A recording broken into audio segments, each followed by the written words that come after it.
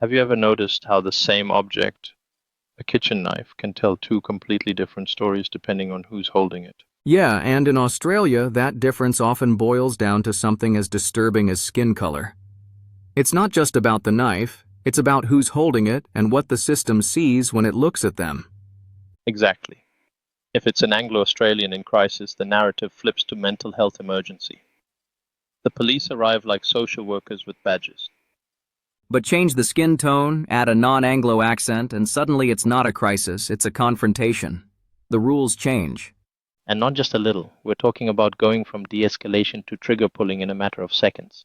That's not protocol, that's prejudice. It reminds me of the case of Abdi. Same situation, different outcome. The taser didn't work, they said.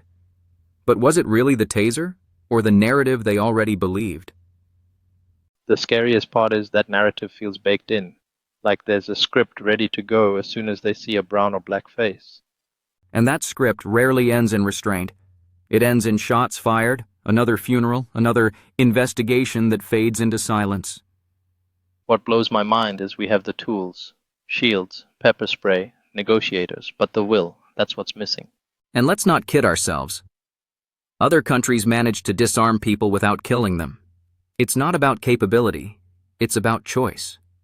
So why does the choice always seem to skew toward force when it's someone from a minority background? Maybe because deep down the system's still wired to see those bodies as more dangerous, more expendable, less human.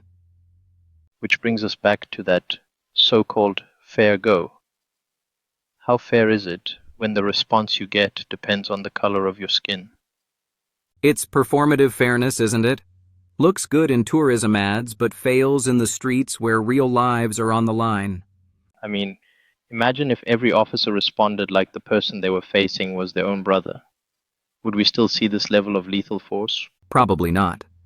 But until that shift happens, until empathy becomes standard protocol, we'll keep watching this tragedy play out.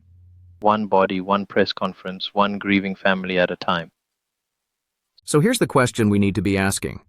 Do we want safety that includes everyone or just some? Because if safety isn't universal, then it's not really safety at all. Just selective protection. And selective protection is just a polite way of saying injustice. So what's the next step? Training, accountability, or just finally listening to those communities who've been saying this for decades? Probably all of the above.